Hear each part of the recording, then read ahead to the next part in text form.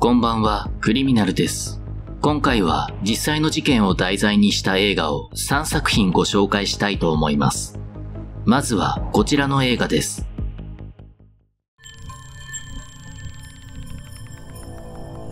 ガチョウコの夜。2019年公開の中国、フランスの合作映画。あるギャングに属する男、チョウ・ザーノンが警察官を殺め逮捕された。下った判決は死刑。すると彼は刑務所から脱走し、湖北省武漢市の山の中に身を隠した。ある日、空腹に耐えきれなくなった彼は里へと降り、売店へと向かった。そこで店にあった張り紙を見て、自分に高額の報奨金がかけられていることを知る。すると彼は妻に自身を逮捕させ、報奨金を妻に与えようと画策した。しかし、当然家には警察が張り込んでいる。そこで彼は逃亡中に知り合った水浴場に協力を仰ぐ。しかし、警察の捜査網や報奨金目当てに彼を捕まえようとする組織によって追い詰められていく。この映画は2014年にハルピン拘置所から脱走したガオ・ユールンの事件から着想を得て制作されている。ガオはハルピン近くの田舎で暮らす農夫だった。普段は気のいい男で親戚や近所の人との仲も良好だった。しかし彼は酒癖が悪かった。一旦酒を飲み始めると癇癪を起こし、毎日のように妻と口喧嘩をしていた。ある夜、酒を飲んだ彼は妻に激しく当たった。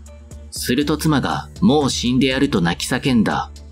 するとガオは、おおそうか、だったらさっさと死んでみろと言い放った。すると妻は農薬を一気に飲み込み、本当に死んでしまった。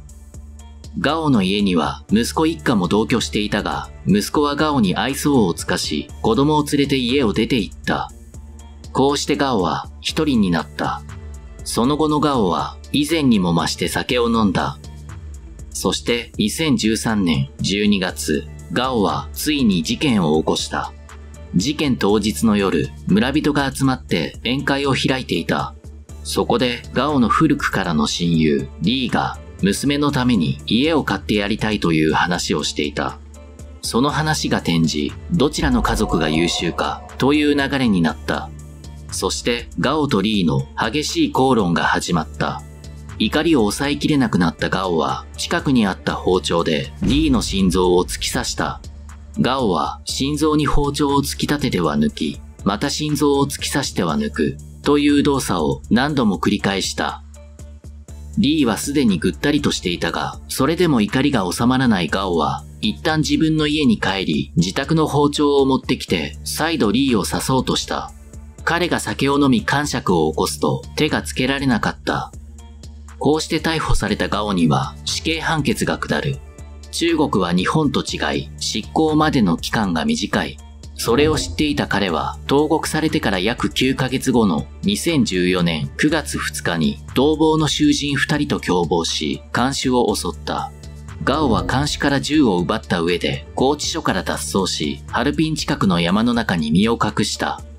ガオと一緒に脱走した2人は2日後に捕まったが、土地勘があったガオはなかなか捕まることはなかった。しかし、脱走してから8日目、突然ガオは姪の家を訪れた。そこで彼は久しぶりの食事にありつき、ワインを飲んだ。そして自身をロープで縛らせ、警察に通報するようにと姪に伝えた。こうしてガオは駆けつけた警察に逮捕された。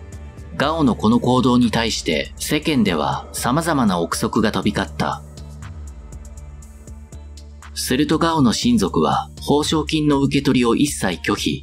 さらにガオの母親は、今息子が目の前に現れたら私が銃で撃ってやるというコメントを出した。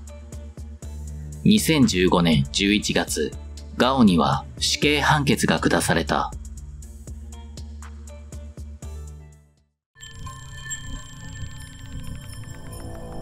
暗数殺人。2018年公開の韓国の映画。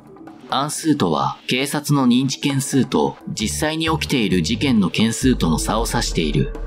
恋人を殺めた男、カンテオは刑事のキム・ヒョンミンに実は他に7人やったと立件されていない犯行を告白。キム刑事はその余罪の内容を聞き出そうとするが、カンは金品を要求した。もちろんキム刑事は利益供与は許されないことを知っているが、事件解決のためにカンから情報を聞き出そうと奔走する。この映画はタクシー運転手のイズフォンが起こした事件から着想を得て制作されている。2010年9月、イズフォンはカラオケ店の女性店員の態度が悪いことに腹を立て、女性店員を手にかけ逮捕された。収監されたイズフォンは以前顔を合わしたことがあるキム刑事に拘置所から手紙を出した。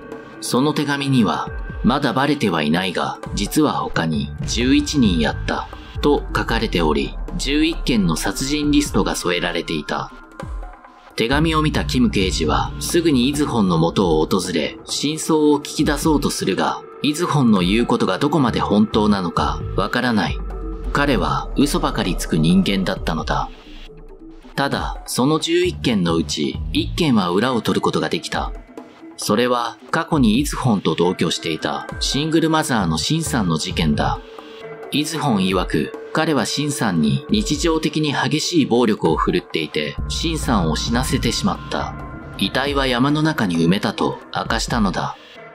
彼は遺体の埋め場所を曖昧ではあるが地図にして書いた。そして警察がその地図を頼りに捜索を開始。すると白骨遺体が発見され、後日それはシンさんのものであると判明した。こうして2012年10月、イズホンは追起訴され、無期懲役が確定した。その後イズホンは拘置所で自ら命を絶ってしまう。こうして残りの事件の解決が難しくなってしまった。彼が本当に11件の殺人に関与していたのか、それとも虚言だったのか、そもそもなぜ彼は余罪を告白したのか、真相は不明のままである。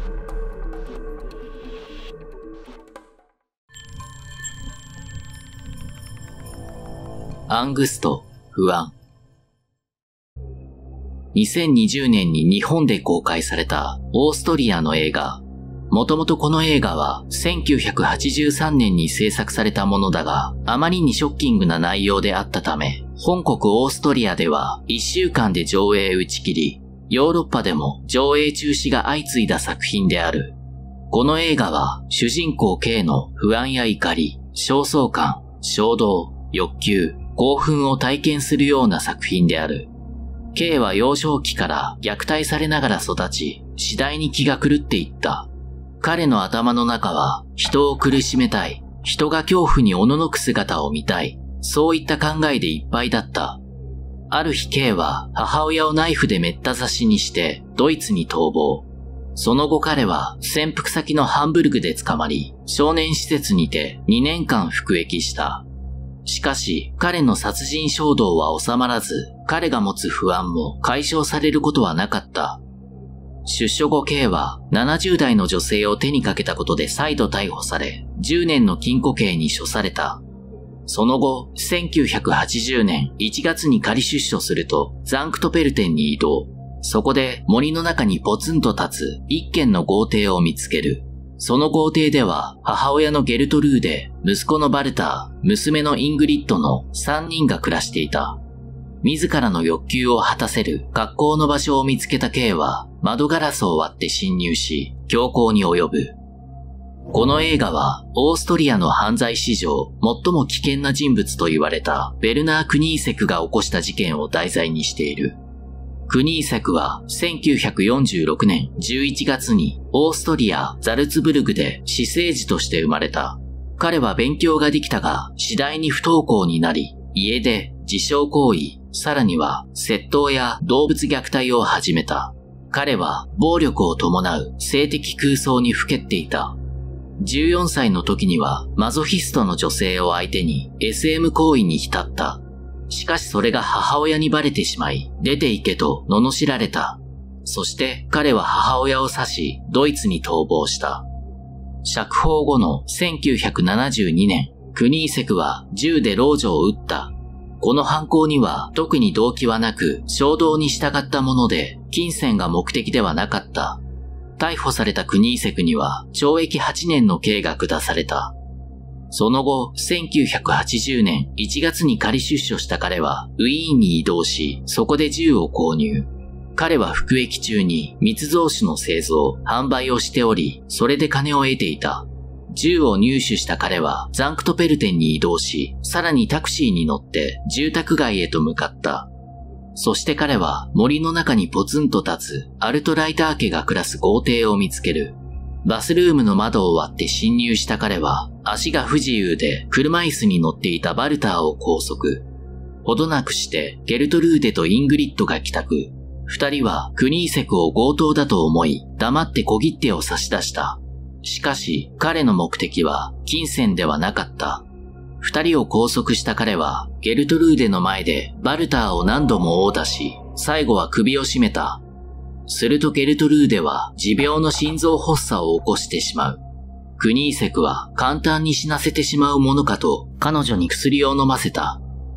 3時間後、彼女が落ち着きを取り戻したところで激しい拷問を加え、最後は首を絞めた。そして彼の最後の標的となったイングリッドは7時間にわたり拷問を加えられ、最後は絞殺された。彼女の遺体には多数のあざや火傷の跡が確認された。翌朝、車のトランクに3人の遺体を入れ、街へと車を走らせ、小切手を監禁した。その後クニーセクはレストランにより食事をとった。ただ、黒い手袋をはめ、大金を持ち歩いていた彼の姿は異様で、不審な男がいると従業員が警察に通報した。映画ではレストランに警察官がやってきて車のトランクを開けるシーンで終わるが、実際は警察官がアルトライター家を訪ね、一家が失踪したことを知る。そして捜索を開始した警察が一家の車を発見。トランクを開けたところ3人の遺体を発見したのである。ほどなくしてクニーセクは逮捕され、彼は全てを自供した。1980年7月、クニーセクには終身刑が下った。ちなみに彼は1983年に脱獄しようとしたが失敗に終わっている。この映画は一家を残虐に殺めるシーンに20分近い時間を割いている。人によっては気分を害してしまう内容なので視聴には注意が必要である。